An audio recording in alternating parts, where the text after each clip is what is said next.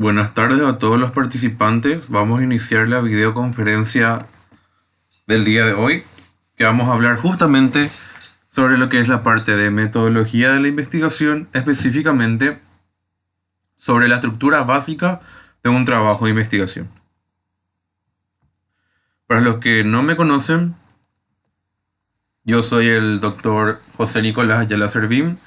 Actualmente soy doctor en medicina y cirugía y soy médico residente para la especialidad de psiquiatría clínica de la Universidad Nacional de Asunción.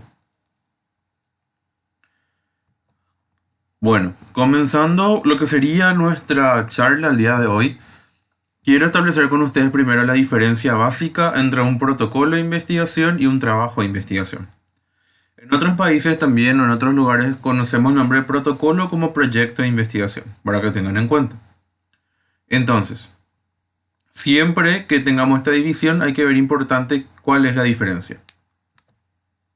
Y vamos a empezar con esta tabla comparativa. Como pueden ver, de este lado tenemos el protocolo de investigación. Es aquel trabajo que consiste en el título, el resumen, posee una introducción, los objetivos del trabajo, la metodología, recursos, el cronograma, las referencias bibliográficas y los anexos. En parte, un trabajo de investigación comprende también título, índice, resumen, introducción, marco teórico, objetivos, métodos, pero destacamos cosas importantes, que son justamente las que estoy señalándoles en el cuadro. Tenemos análisis y discusión de resultados, conclusiones y recomendaciones. Y luego cerramos también con las bibliografías y anexos de ser necesarios. Entonces, justamente quiero que hagamos esta comparación. El protocolo de investigación es el trabajo, es el borrador o es el proyecto antes de ejecutar el trabajo. Por eso armo todo el esquema, introducción, objetivos, metodología, es todo lo que yo quiero hacer antes de ejecutar. Una vez que yo ejecuto mi proyecto, es decir, aplico mi encuesta, hago un experimento, etcétera, ahí pasa a ser un trabajo de investigación. ¿Y por qué? Porque ahí yo ya puedo analizar y discutir los resultados, establecer mis propias conclusiones y sugerir ciertas recomendaciones. Entonces, no olviden la diferencia básica de que el protocolo es el proyecto de investigación justamente, es decir, sin ejecutar, y una vez que yo llevo a cabo o implemento, pasa a ser ese protocolo un trabajo de investigación que se diferencia por tener justamente ya los resultados, ya sea su análisis y su discusión, sus conclusiones y sus recomendaciones. Yéndonos hacia el tema un poco del abordaje básico de un trabajo de investigación, vamos a empezar con lo que es justamente una estructura básica. En esta parte tenemos lo que es la introducción. En la introducción solemos colocar actualmente ya sea una parte breve de antecedentes. Los antecedentes nos sirven para determinar la función de qué sustento tiene. Si ya hubo trabajos anteriores, si es que no hubo. Eso también es importante recalcar, que si ustedes están iniciando una investigación que no tiene antecedentes, también se coloca. Por ejemplo, se tiene en cuenta que tal investigación no tiene precedentes a ser estudiado a nivel país, en X país, por ejemplo. Pero siempre es importante acotar haya o no haya. Y también vamos a poner un poco de justificación. En la justificación nos referimos a por qué es importante, justamente. ¿Por qué es importante? Es decir, cuáles son las bases que justifican el trabajo. Es decir, cuál es la relevancia, qué impacto tiene. Entonces ahí justamente hacemos por eso la justificación. Una vez terminada la introducción, tenemos justamente lo que es PI. Vamos a determinar como pregunta de investigación para la charla del día de hoy. Y los objetivos, que ahí es donde tenemos justamente en qué se centra el estudio. Es decir, qué es lo que nosotros queremos resolver. Los objetivos son entonces el punto principal que ponemos en qué se centra el estudio o qué es lo que queremos resolver. Posteriormente pasamos a establecer la metodología. Dentro de la metodología vamos a tener el diseño. El diseño es cómo se organiza. Vamos a tener sujetos u objetos, que quiere decir a quiénes se aplica la investigación, a quiénes se le estudia, qué criterios van a tener. ¿Qué muestra? Muestra quiere decir qué cantidad de personas, quiénes, de dónde. Después tenemos las variables y las mediciones. Las variables para estadística, recuerden que las variables es todo aquello que podamos medir. ¿Está bien? Variable es todo aquello que se pueda medir. Y justamente lo que vamos a poner es cuáles son las variables que van a medir y cómo vamos a medir. Posteriormente tenemos el plan de análisis estadístico, es cómo vamos a analizar los datos, qué se hace con los datos que vamos a obtener. Una vez que establecemos o finalizamos la parte de metodología, pasamos a la parte de asuntos éticos que también quería destacar en el resumen, que justamente hay que ver si afecta a alguna población de manera particular y si afecta, cómo minimizar ese impacto. También la bibliografía para basar en qué información se fundamenta y también los anexos, que es una información adicional solamente si es necesario. No se preocupen que a medida que vayamos avanzando con la charla vamos a estar detallando mejor cada punto. Vamos a iniciar específicamente con lo que sería la introducción. Con respecto a lo que sería la introducción, vamos a decir comúnmente algunos libros o bibliografías recomiendan lo que sería la estructura de la pirámide invertida. Justamente como ven la imagen que le preparé es una pirámide, o sea, cuya base está hacia arriba y cuyo vértice está en la parte inferior. De ahí viene el nombre de pirámide invertida. Y se lee justamente de arriba hacia abajo. ¿Por qué? Porque inicialmente comenzamos con información de lo que sería a nivel global. Es decir, elegimos nuestro tema y buscamos datos, cifras, estadísticas a nivel global. Y como fuente fidedigna, le puedo recomendar justamente que pueden ver esos datos más conglomerados a nivel de la OMS o la OPS. Después tenemos también, podemos pasar a un rango inferior, que serían los datos a nivel de continente. En nuestro caso, por ejemplo, a nivel de América. Buscamos algunos estudios similares que tengan información que nos puedan servir justamente de investigaciones que se hayan hecho en nuestro continente. Posteriormente redactamos con información a nivel regional. Aquí es donde podemos buscar información justamente acerca de los países vecinos. Vemos cómo al lado de nosotros están investigando, si investigaron este tema, qué impacto tiene. Y justamente vamos cerrando lo que sea la parte de la introducción con datos a nivel país.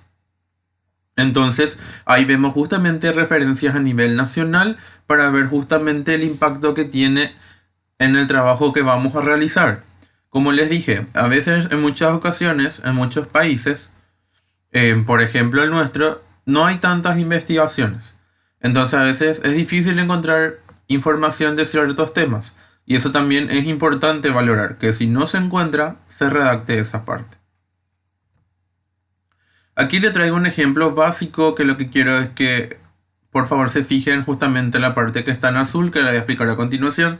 Es una introducción resumida de un trabajo previo, que justamente como pueden ver, los primeros párrafos hablaban de la población humana a nivel general.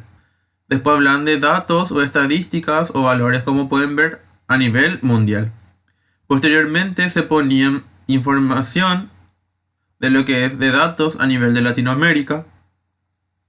Siguiente continuamos justamente con investigaciones que eran en Paraguay. Y posteriormente terminamos con algo más específico, que era justamente una investigación que se hizo en la ciudad de Encarnación y Tapúa. Lo que quiero demostrar con esto es que justamente quiero que vean, leyéndolo de azul, cómo nos fuimos de lo más grande a lo más específico, es decir, población humana, nivel mundial, Latinoamérica, Paraguay, Encarnación. Me fui de lo más grande a lo más específico, justamente siguiendo así el modelo de la pirámide invertida.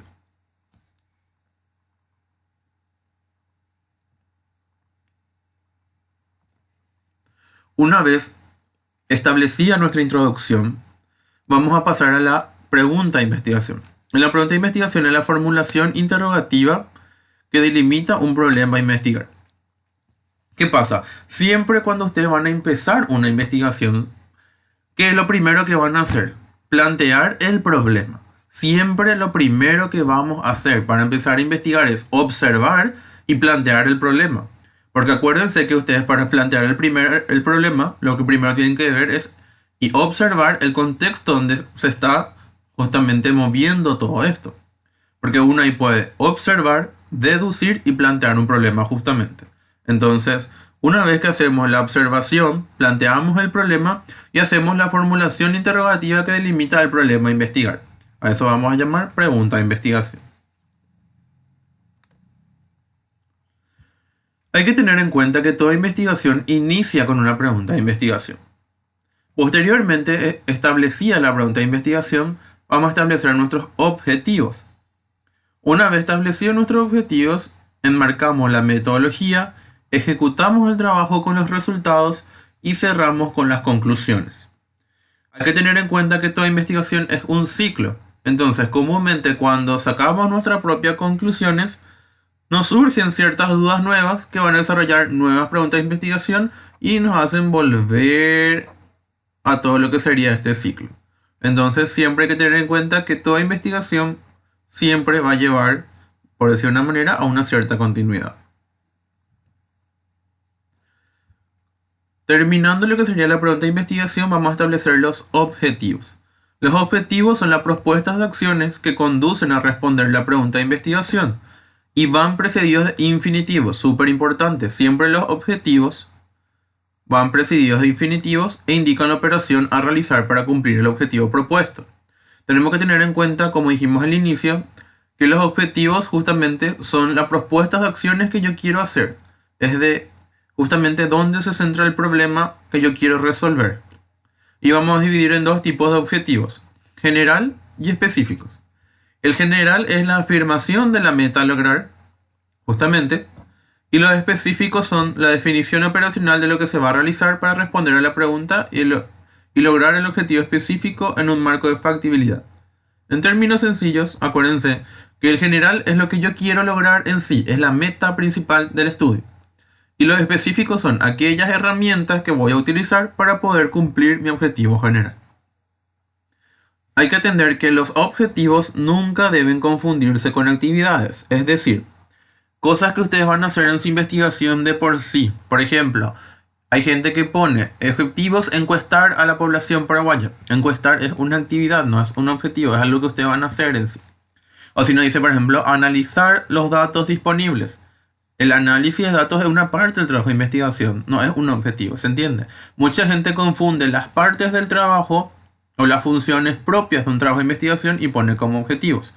Entonces, esas actividades no hay que hacer. Y como dijimos también, los objetivos específicos deben estar contenidos en el objetivo general. Vamos a basarnos en un ejemplo, pero previamente esta es una tabla de verbos en infinitivo que es justamente para utilizar para la parte de los objetivos, que justamente divide en dos, para los generales y los específicos. La bibliografía recomienda, sugiere, obviamente, siempre son sugerencias, estos infinitivos demostrar, determinar, describir, comprobar y evaluar, más para el objetivo general, y para los específicos calcular, seleccionar, identificar, aplicar, separar o establecer también. Y recomienda no utilizar conocer, estudiar, comprender o saber. Además de no confundir con actividades como ya mencionamos anteriormente. Un pequeño ejemplo de un trabajo justamente que lo que se quiso hacer fueron determinar los factores psicosociales que influyen en la actitud de los estudiantes de medicina hacia la donación de órganos. Entonces, ¿cuál es la meta principal del trabajo? Saber cuáles son los factores psicosociales que influyen en la actitud de los estudiantes hacia la donación de órganos. Entonces, acuérdense, el objetivo general es la meta y siempre tiene que ir precedido o iniciar con un infinitivo. Entonces, elegimos uno de los infinitivos de la lista que como investigadores creamos más conveniente y después formulamos. En este caso, pusimos el infinitivo determinar y establecimos la meta que queríamos. Entonces, queríamos determinar los factores psicosociales que influyen en la actitud de los estudiantes médicos de la UNA hacia la donación de órganos. ¿Está? Entonces justamente eso, para que vean, era el infinitivo más la meta principal o el fin del trabajo que yo quiero solucionar o plantear como problema. Una vez que yo establezco mi objetivo general, tengo que establecer mis objetivos específicos. Obviamente los objetivos específicos van a ir variando de acuerdo a lo que sería la parte de la influencia o contexto del tema que yo elija. Algo que sí o sí le puedo dar como un tip es que siempre que trabajemos con personas, estudiantes, médicos, población civil, no importa, lo primero que tenemos que hacer es establecer las variables sociodemográficas. Las variables sociodemográficas son sexo, edad, procedencia, residencia, estado civil, la información básica de una persona. Porque ustedes no pueden empezar una investigación con personas y no describir sus características básicas. Eso es un error muy grande. ¿Está bien? Entonces, lo primero que tienen que tener siempre en sus formularios, encuestas, etcétera, es justamente lo de edad, sexo, procedencia, residencia o las variables que ustedes consideren pertinentes para su investigación. Posteriormente, este trabajo, como era justamente los factores psicosociales, estableció siempre con infinitivo, establecer los factores psicológicos y sociales más frecuentes, definir los perfiles psicosociales y asociar. Entonces, justamente para que tengan en cuenta, pero nunca olviden que esto, si bien depende de la parte de los trabajos de cada uno, siempre que trabajemos con personas, este primer punto es muy importante. Identificar la variable sociodemográfica. Recuerden que eso sí o sí es fundamental. Posteriormente, establecido lo que sería la parte de los objetivos, avanzamos a la metodología.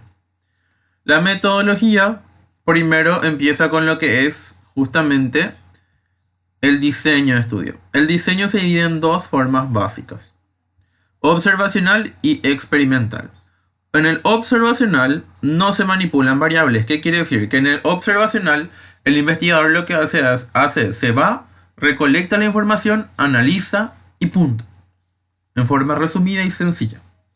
En cambio, en un experimental dice se manipula la variable independiente. Justamente, siempre que ustedes puedan manipular una variable, vamos a considerar como experimental. Y le doy un ejemplo. Experimental, piensen en el nombre, viene de un experimento. ¿Qué hacen ustedes en un experimento? Comprueban si algo funciona. Por ejemplo, yo quiero experimentar si funciona tal medicamento. Entonces yo, como investigador, le doy tal medicamento a tal persona para ver si le sirve o no le sirve. Yo, como investigador, quiero probar si tal vacuna sirve o no contra la influenza. Entonces, ¿qué pasa? Ahí yo estoy interviniendo como investigador y estoy probando si algo funciona o no. Entonces ahí yo estoy manipulando al hacer esa prueba y por ende ahí es un experimento. ¿Se entiende? En cambio, en un observacional yo no hago nada de eso. Yo lo único que hago es me voy, recolecto los datos, analizo, informo. ¿Está? Entonces justamente no hago ningún tipo de intervención. Recuerden bien esta diferencia entre experimental, cuando manipulamos una variable, y observacional, cuando no se manipulan variables y lo que se hace es la recolección, análisis y justamente interpretación de datos solamente. Posteriormente de lo que es justamente un observacional vamos a detallar un poco más. Un observacional se divide comúnmente en dos tipos. En un descriptivo y un analítico.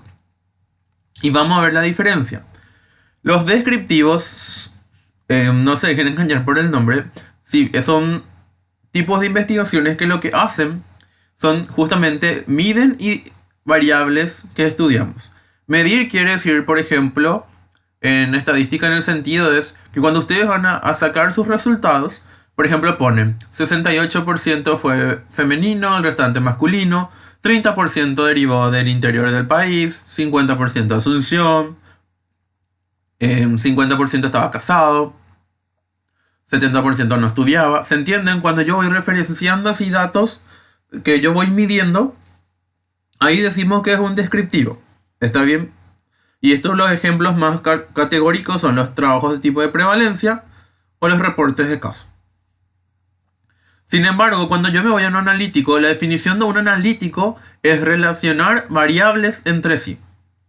Entonces, el descriptivo lo único que hace es mide y suelta los valores con los ejemplos que yo les di, justamente. Pero el analítico lo que hace es relaciona variables entre sí.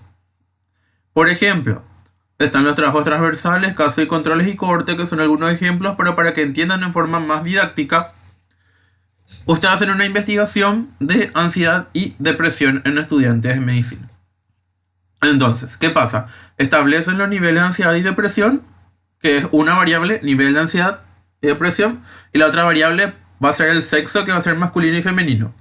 Y lo que hacen ustedes es juntan o fusionan ambas variables. Obviamente se hace en un programa estadístico eso. Pero fusionan, entonces van a ver si el sexo influye o no en tener más ansiedad o depresión. ¿Se entiende? Lo que hice ahí fue ver si el sexo influye o está relacionado con la ansiedad y la depresión de esos estudiantes.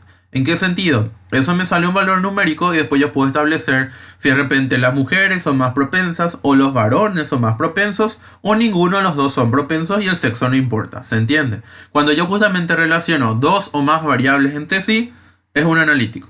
Pero solamente cuando yo voy midiendo y dando datos en forma específica pasamos a lo que sería un descriptivo. Eso fue, chicos, el diseño metodológico. Ahora vamos a pasar a lo que sería el corte metodológico.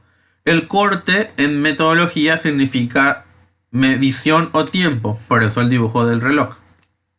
El corte puede ser de dos formas: transverso o longitudinal. Hablamos de un corte transverso o transversal, también se puede decir, cuando se hace una sola medición. En un ejemplo de los trabajos de tipo prevalencia. Entonces, ¿qué quiere decir transverso de una sola medición? Quiere decir, por ejemplo, que como investigador yo me voy y recolecto todos mis datos en una determinada franja de tiempo y en una sola vez. Por ejemplo, ustedes toman todos los datos en el mes de marzo, miden todo una vez y después ya analizan los datos, nada más. Y comparo con un longitudinal que se hace varias mediciones, por ejemplo, casos y controles o cohorte. ¿Qué quiere decir eso? Por ejemplo, varias mediciones es que ustedes pueden hacer una investigación para ver, por ejemplo, el grado de desnutrición de los niños. Entonces le evalúan peso y talla en enero, febrero, marzo, abril, mayo, junio, por 6 meses. Entonces, ¿qué pasa? Toman una medición cada mes. Y ahí son varias mediciones de forma comparativa. O pueden hacer justamente anual. Pueden tomar el peso en el 2015, 16, 17, 18, 19 y 20, ¿verdad? Entonces, justamente para que tengan en cuenta eso, ahí tenemos varias mediciones. Y esa es la diferencia principal. Uno transversal es cuando se hace una medición una vez. Es decir, ustedes se van, recolectan los datos una vez y terminó. En forma sencilla.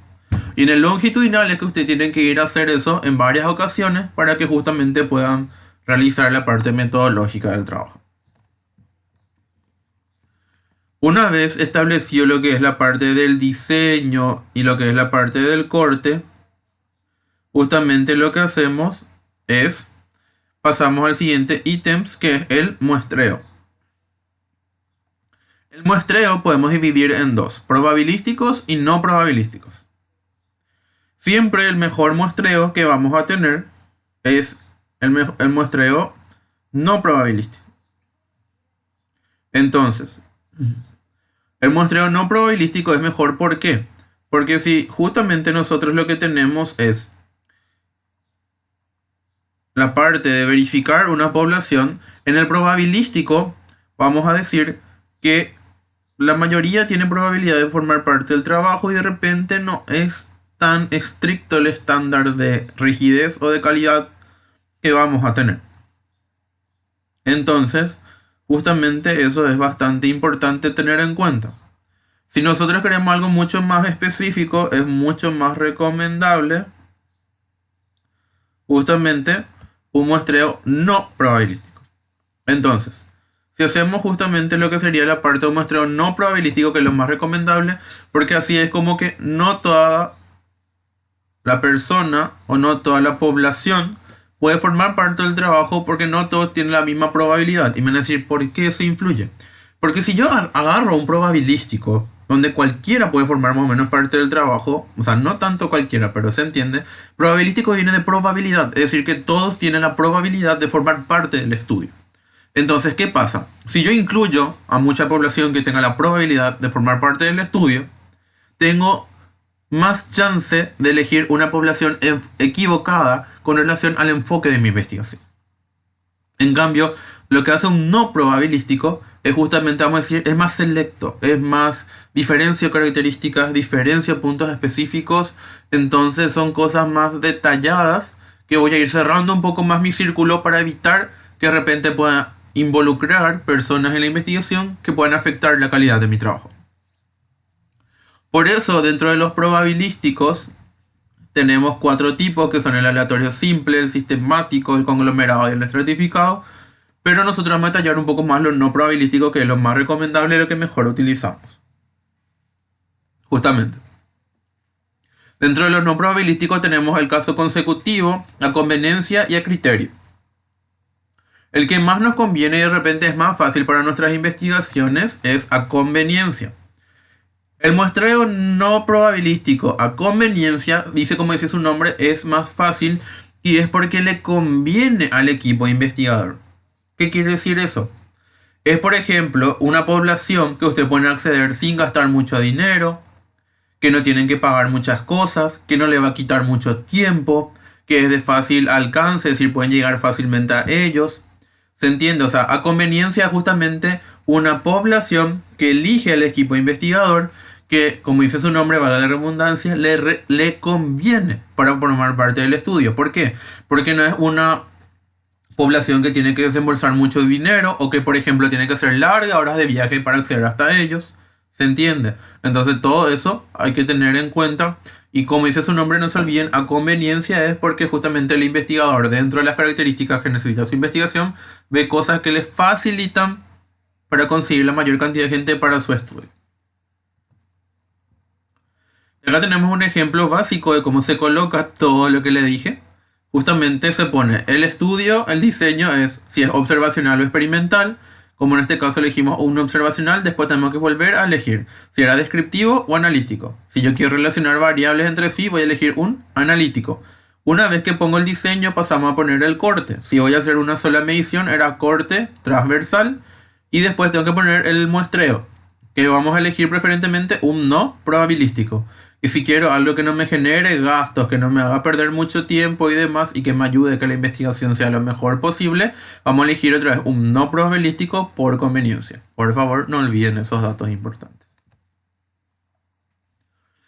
Posteriormente establecido esa parte de diseño, corte, muestreo, vamos a hablar de lo que es la población y los sujetos a estudiar. Vamos a dividir en 2 formas básicas. Tenemos la población blanco, o población enfocada o diana, comúnmente más usamos el término población enfocada. Y tenemos la población accesible. La población enfocada tiene que mencionar los criterios clínicos y demográficos de la persona que vamos a usar, y la población accesible los criterios geográficos, temporales y la capacidad de acceso que tenemos. Por eso se llama accesible, porque es a la que el investigador con su grupo puede acceder para formar parte de la investigación.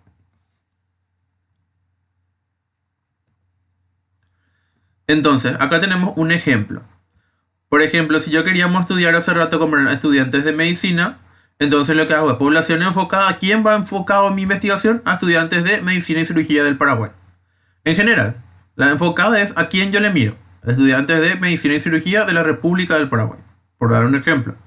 En cambio, en mi población accesible tengo que poner las características temporales y de accesibilidad. En esta investigación, yo podía acceder a los estudiantes de medicina y cirugía, pero que sean de la Universidad Nacional de Asunción y que estén cursando el año lectivo 2017. Entonces, vieron cómo acá lo que pasé de transformar algo enfocado a lo que yo puedo acceder como investigador. Entonces puse el marco geográfico, que es justamente el lugar donde yo puedo acceder, que en este caso fue esta universidad, y el marco temporal, que fue que justamente estén cursando ese año de investigación. Una vez establecidos esos renglones de sujetos, pasamos a poner los criterios. Los criterios son muy importantes. Tenemos los criterios de inclusión y los criterios de exclusión. Como dice su nombre, los criterios de inclusión son aquellos criterios básicos que tienen que tener las personas que forman parte de mi estudio. Es decir, si yo no pongo esto, cualquier persona puede entrar parte de mi estudio y justamente va a salir algo totalmente sin valor estadístico. Los criterios de inclusión son como mi filtro de las personas que yo quiero que formen parte de mi investigación, o más bien que yo necesito que formen parte. Dentro de los criterios de inclusión tenemos que definir las características principales justamente de la población diana y la población accesible. Como le dije, es las características de las personas que yo quiero que formen parte de mi trabajo. Voy a darle un ejemplo de una investigación que había visto hace un tiempo. Había un trabajo que era de prevalencia de pacientes varones diabéticos mayor a 60 años en el hospital de clínicas, por darle un ejemplo. Entonces, recuerden, pacientes varones diabéticos mayor a 60 años en el hospital de clínicas. Entonces, sí o sí, ¿qué tienen que ser mis pacientes? De acuerdo a ese título, tienen que ser varones, sí o sí tienen que tener diabetes y sí o sí tienen que tener mayor a 60 años. ¿Se entiende? ¿Vieron? Son las características básicas que sí o sí tienen que tener para formar parte de mi estudio. Y los criterios de exclusión, gente, son aquellos conjuntos de datos que van a interferir en la calidad de datos. Interferir en la calidad de datos. Ojo, ejemplo, fichas incompletas.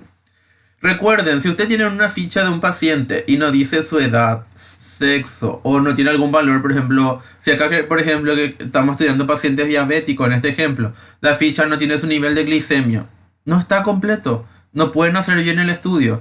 Y una sola variable o un solo ítem que esté incompleto en una encuesta ya invalida totalmente esa encuesta. No es que ustedes, por ejemplo, no tiene edad, bueno, vamos a usar los otros datos y vamos a dejar nomás la edad. No, no se puede.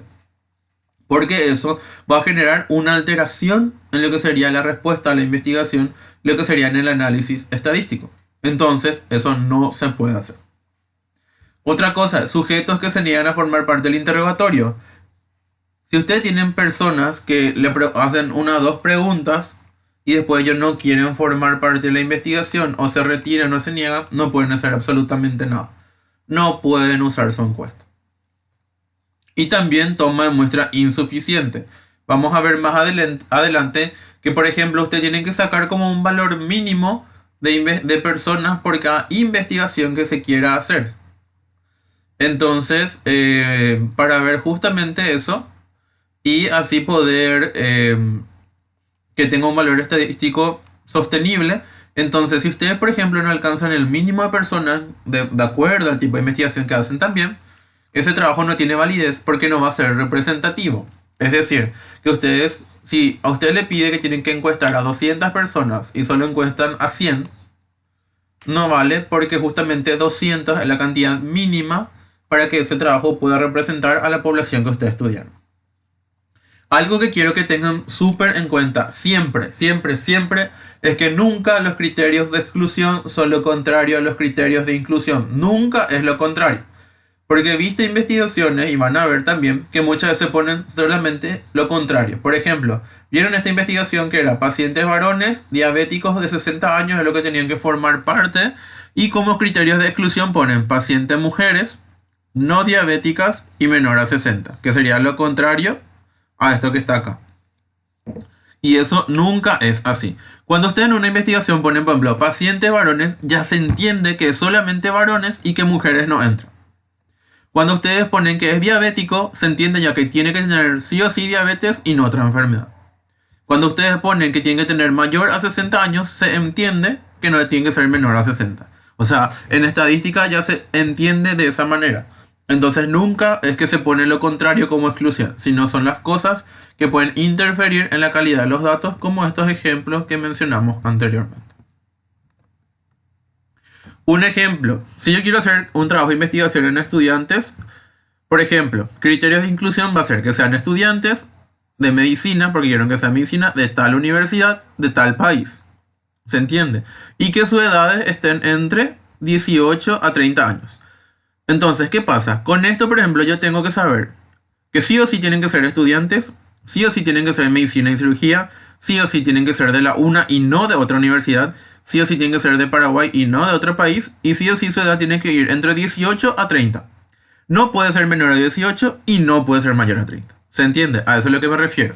En estadística, al poner así en los criterios de inclusión, ya se niega automáticamente lo otro.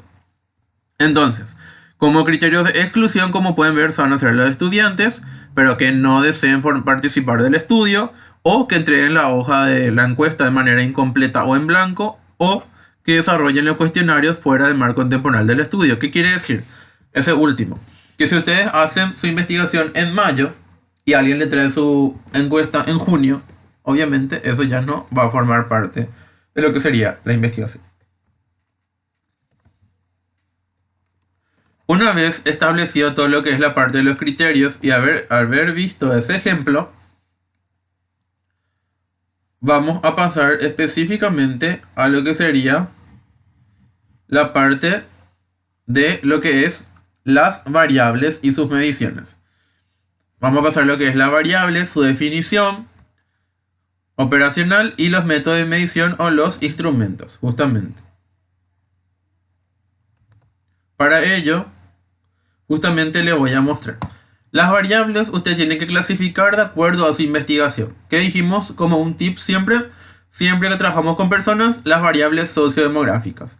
Y lo que usted tiene que hacer es citar la variable, o sea, esto cuando estamos desarrollando un trabajo, citar la variable y comúnmente entre paréntesis en la redacción ponemos cómo vamos a medir. Por eso el título decía variable y cómo se va a medir. Es decir, la edad. Por ejemplo, yo quiero evaluar la edad de la persona y entre paréntesis dice que se va a medir en años. ¿Y por qué es importante destacar? Porque una variable de repente, de acuerdo a la investigación que uno haga, puede interpretarse de varias maneras. Por ejemplo, edad. Yo puedo dividir en años, es lo más lógico. Pero también puedo dividir en meses, en días, incluso en horas. Un ejemplo, yo una vez hice un trabajo de investigación que utilicé recién nacidos. Entonces ahí no podía aplicar años. Tuve que aplicar días y horas de nacido vivo. ¿Se entiende? Por eso siempre es importante especificar. El sexo. En estadística comúnmente el sexo se clasifica en forma biológica, que es en dos, masculino y femenino. Procedencia, ustedes la procedencia y la residencia, que es los lugares donde vive o de donde proviene, pueden dividir en las formas que ustedes crean convenientes.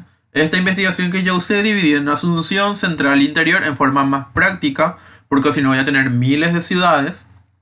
O incluso yo, por ejemplo, una vez hice una investigación que tuve que comparar departamentos del país. Entonces la procedencia que hice, dividí por departamentos. Todos los departamentos que tiene el Paraguay, por ejemplo, y dividí por departamentos. Por eso le digo que va a depender de la investigación que usted haga. Estado civil, soltero, casado, viudo, separado, divorciado. Ustedes si quieren pueden poner otros como unión libre, etcétera. Estudios, también si quieren evaluar año y curso. También acá pueden evaluar ingresos, si tiene o no ingresos, menor al salario mínimo, mayor al salario mínimo, etcétera. Y después van a poner, una vez terminadas las variables sociodemográficas, es mejor que empiecen a describir las variables de acuerdo a la investigación que ustedes elijan. En este caso, como yo evalué variables psicosociales, puse las variables y entre paréntesis cómo iban a medir. No olviden, lo importante es clasificar las variables, después poner cada variable y entre paréntesis especificar cómo vamos a ir midiendo cada una de ellas. Una vez establecidas las variables, vamos a poner lo que decía el título, instrumento. Instrumento es el material que yo voy a utilizar en sí para poder medir esa variable. Es decir, si yo voy a usar una encuesta, un test, un ejercitario, un ejercicio, lo que ustedes quieran, eso es instrumento. Instrumento en estadística es el material que yo voy a usar para recolectar mis datos. Entonces se pone para utilizar, por ejemplo, una encuesta sociodemográfica. Y entre paréntesis solemos poner para qué, es opcional. Yo pongo porque a veces es mejor ser un poco más detallista. Encuesta sociodemográfica y entre paréntesis que es para medir variables sociodemográficas. Y comúnmente si quieren pueden describir un poco. Por ejemplo, para la medición se utilizó una encuesta mixta donde se tomaron las siguientes mediciones y van citando qué tenía la encuesta. ¿Se entiende? Una encuesta mixta, para los que no saben, las encuestas podemos dividir en tres tipos en estadística. Abierta, cerrada y mixta. Abiertas son las encuestas que ustedes ponen, por ejemplo, para completar los datos. Por ejemplo, edad y la persona tiene que escribir su edad. En procedencia y la persona tiene que llenar su ciudad. Sexo y la persona tiene que poner su sexo. ¿Se entiende? O sea, todo lo que es escribir es abierta. Cuando es cerrada es todo lo que es marcar nomás. Por ejemplo, dice sexo y ya está lo de los cuadritos es masculino y femenino y ustedes le piden que marque nomás.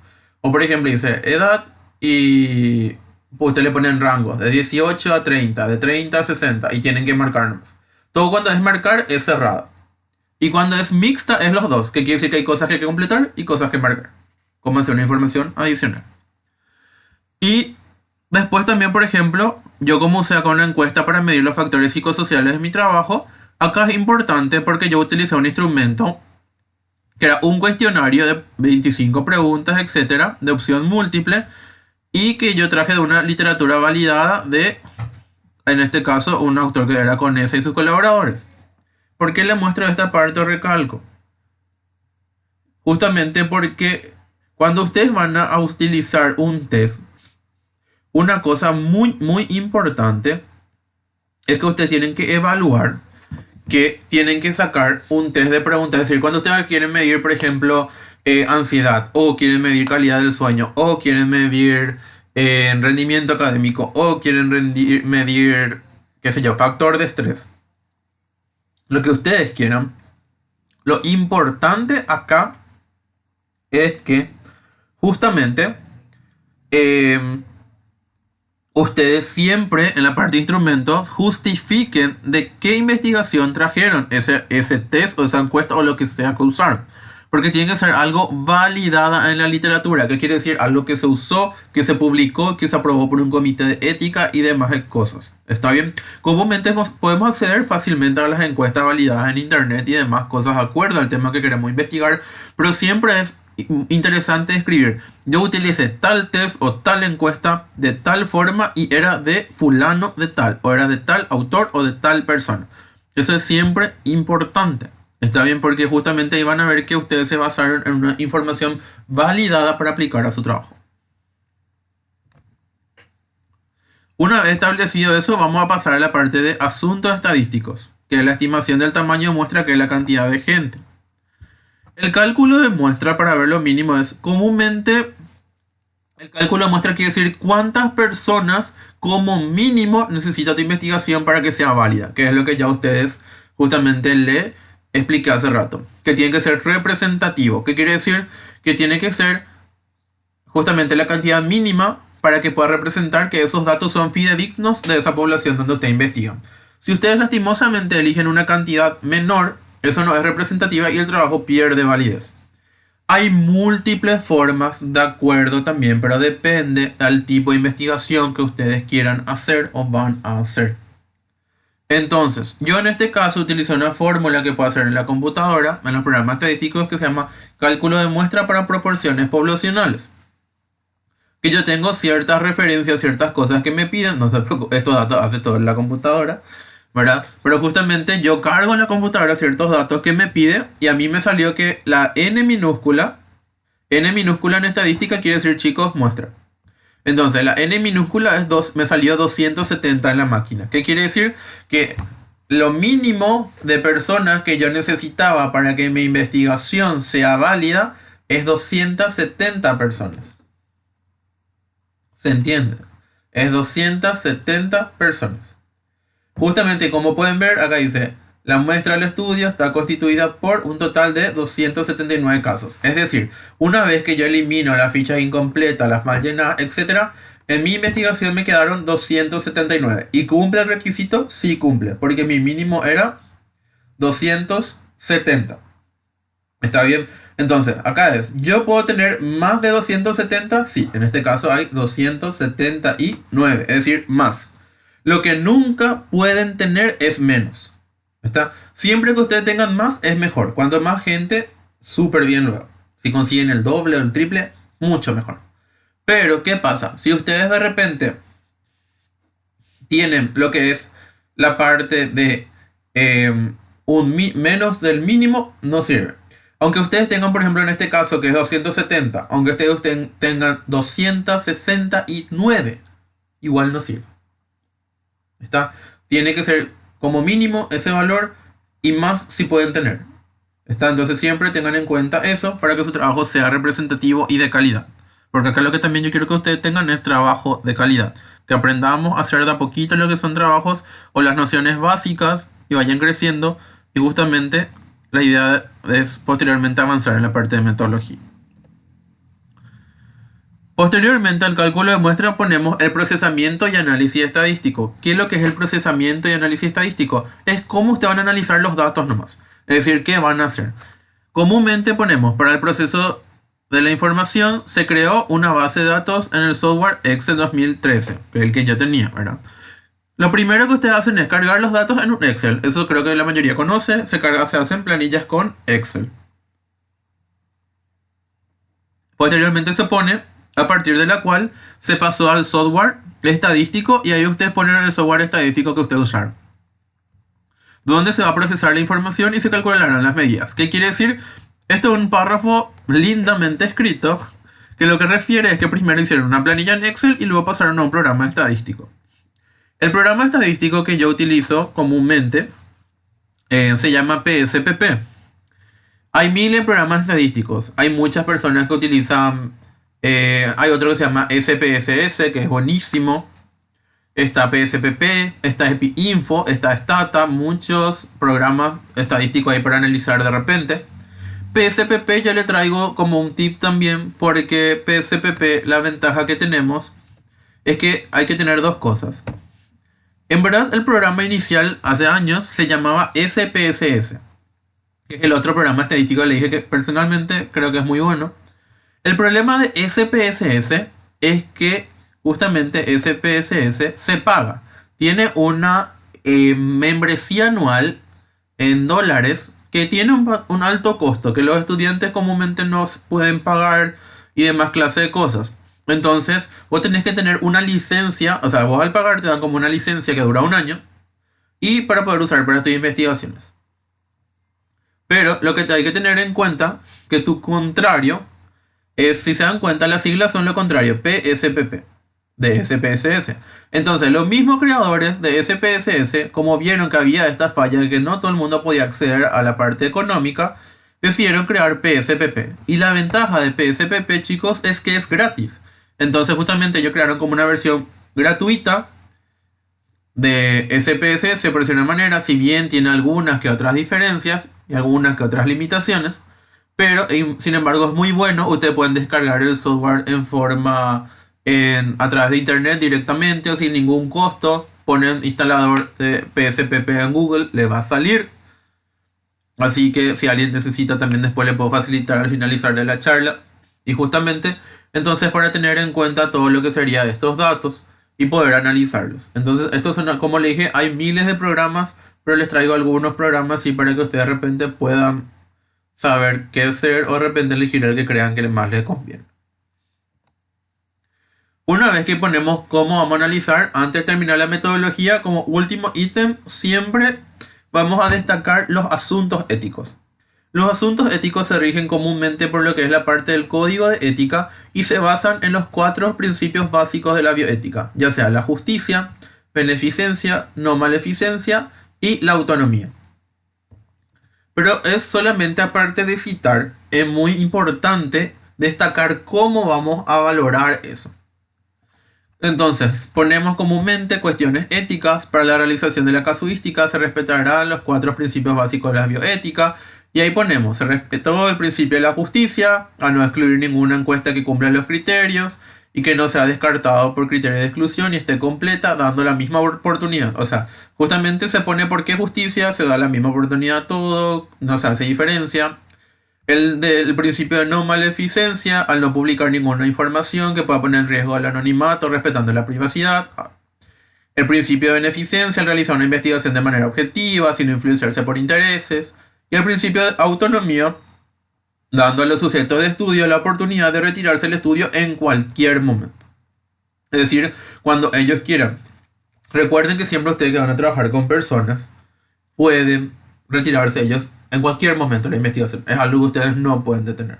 Obviamente muchas veces como investigadores no nos agrada eso, porque necesitamos una cantidad X de personas para que esto resulte, pero bueno, es justamente un principio y la persona tiene derecho. Y siempre terminar con algo importante, que se garantizará el anonimato de los sujetos de estudio en el momento de análisis y presentación de resultados.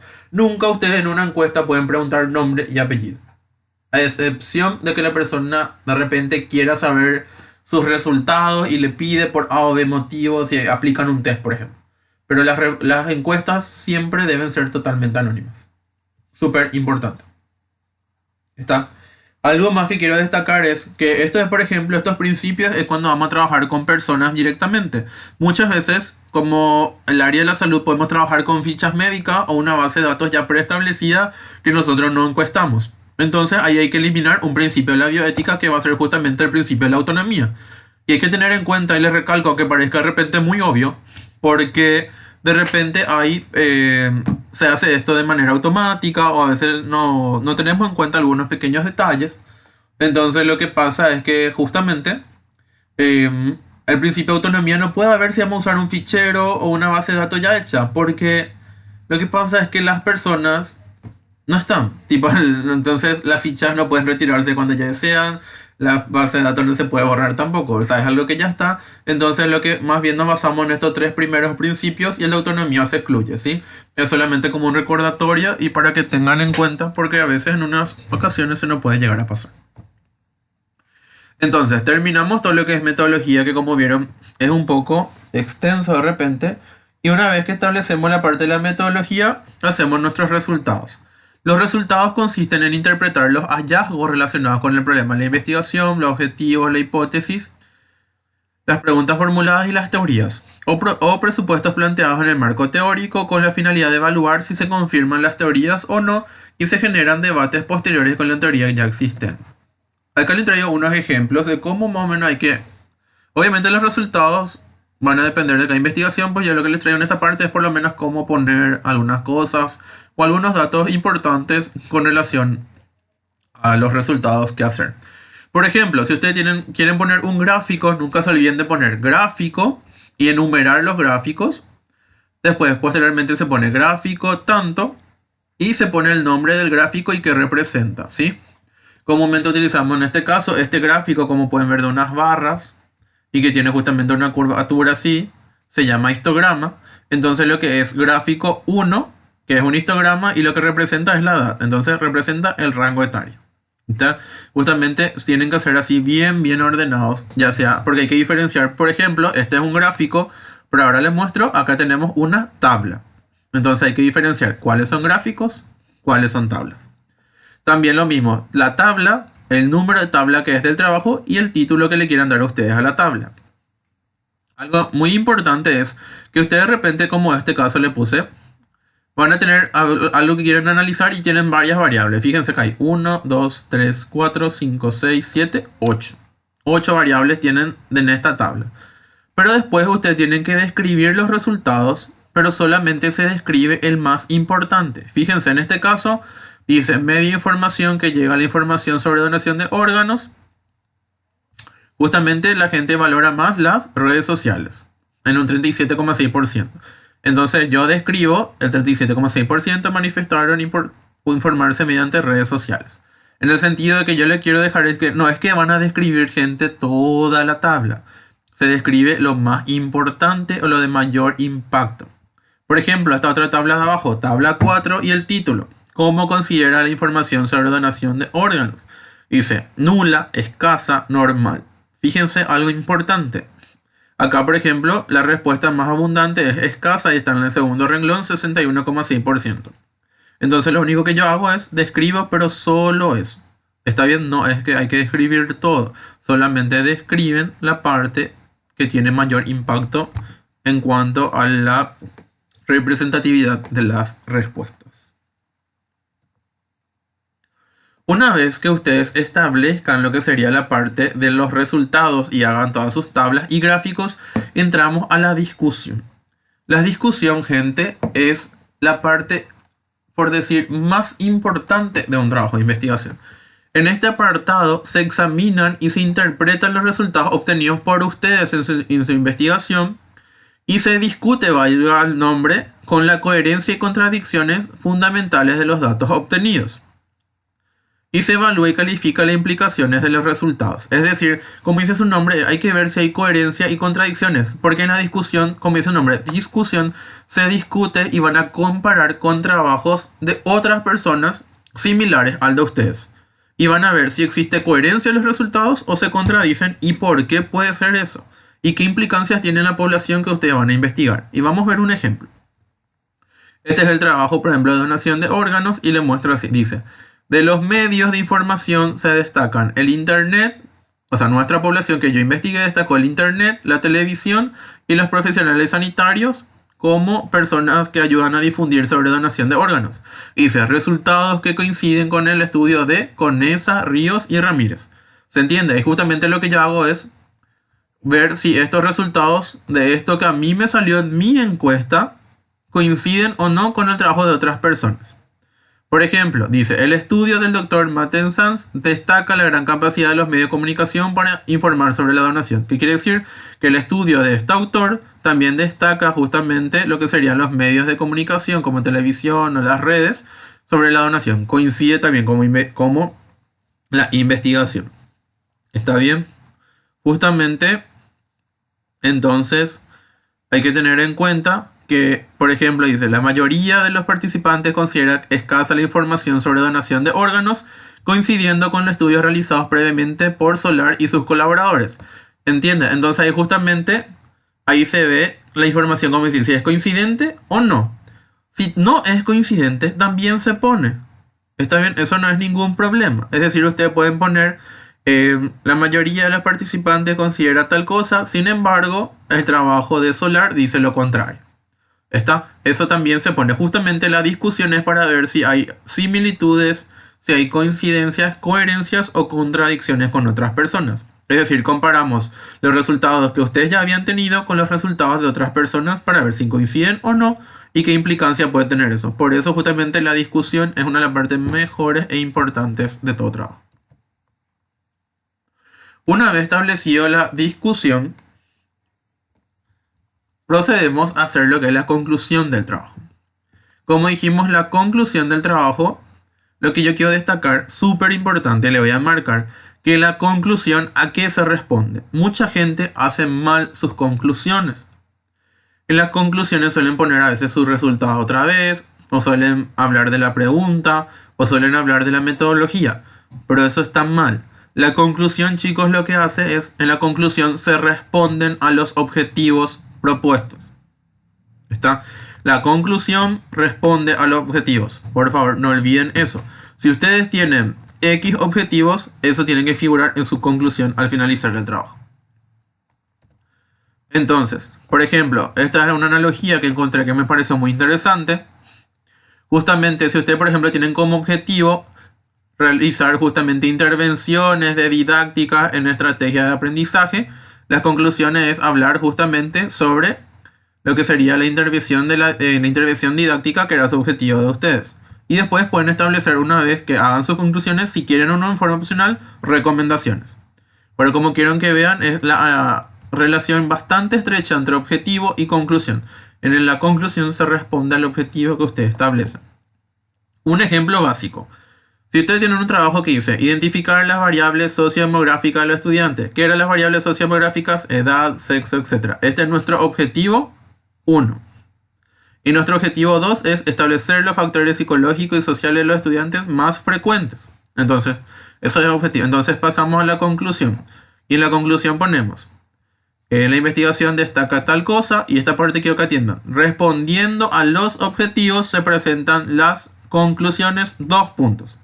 Y ahí citamos, la conclusión 1 tiene que relacionarse con mi objetivo número 1. Mi objetivo 1 era identificar las variables sociodemográficas de los estudiantes. Entonces ponemos, conclusión 1, las edades de los participantes eran entre 18 a 30, mayor del sexo femenino y mayor procedencia de Asunción, por ejemplo. ¿Vieron cómo respondió directamente a mi objetivo 1? Mi objetivo 2 dice, establecer factores psicológicos y sociales más frecuentes e influyentes. Entonces se pone, los factores psicológicos y sociales de los estudiantes más frecuentes e influyentes fueron tal y tal, tal, tal, tal, y empezó a citar. ¿Se entiende?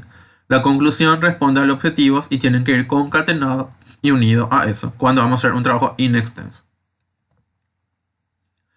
Por último, para terminar, tenemos específicamente lo que es la referencia bibliográfica o bibliografía.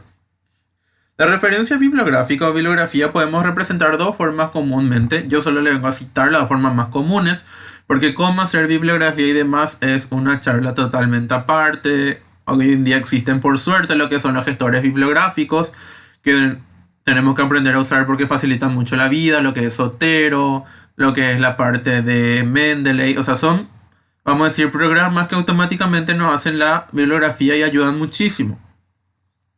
Por darle un ejemplo que tengan en cuenta, para que ustedes puedan identificar en forma sencilla, nomás está esta parte, cuando ustedes le piden, por ejemplo, un Vancouver, o usted quiere identificar cómo es la bibliografía, Vancouver es aquella que tiene el superíndice, ¿sí? Es la que tiene el superíndice o el número justamente entre paréntesis en algunas ocasiones. Y en cambio, también la otra norma que más utilizamos es la APA. La norma APA es donde comúnmente al terminar lo que uno va referenciando, lo que hacemos es poner entre paréntesis lo que sería el autor principal y ponemos et al, que significa sus colaboradores, porque no podemos citar a todos, y se pone punto y coma y el año de publicación. ¿Se entiende? Entonces, justamente como se dan cuenta, acá no se usan los superíndices y demás. Entonces, esto es más bien para identificar de repente las referencias bibliográficas. Como les dije, hoy en día existen múltiples facilidades que nos ayudan a hacer esta parte que es bastante a veces compleja y a veces nos da un pequeño dolor de cabeza, pero justamente podemos seguir creciendo con lo que serían los gestores bibliográficos y cómo utilizarlos. Bueno chicos, esto es lo que sería la parte de la estructura básica de una parte de lo que sería un trabajo de investigación. Lo importante que quiero dejarles es que lo importante en la ciencia no es tanto obtener nuevos datos, sino descubrir nuevas formas de pensar sobre ellos. Muchas veces nosotros no nos damos cuenta de las cosas y al sacar estas conclusiones, realizar esta investigación, nos damos cuenta que algo podía servir para otra cosa o muchas veces algo no tenía una percepción diferente y justamente nos ayuda a volver a evaluar a nosotros mismos cómo implementar eso y justamente descubrir su factibilidad y su utilidad para nuestro día a día. Acá les dejo en lo que sería esta parte todas mis redes sociales, mis números, si por ahí tienen algún contacto, alguna duda, alguna consulta sin ningún problema. Le agradezco a la Sociedad USCA por la oportunidad de llegar juntamente hasta ustedes el día de hoy. Espero que les haya gustado la charla. Fue una estructura bastante básica de lo que sería un trabajo de investigación. La idea es que por lo menos puedan ir aprendiendo sobre ciertas partes, ciertos puntos en forma esquemática, en forma puntual sobre ciertas cosas. Idealmente todos empezamos con una noción básica. Está bien, no se preocupen si de repente la parte de metodología les parece compleja o es un poco difícil. Nadie nace sabiendo todo y justamente todos vamos iniciando en algún momento y lo importante es practicar y seguir creciendo. Practicar y seguir creciendo como es el día a día. Agradezco nuevamente por su atención, espero que les haya gustado y muchas gracias.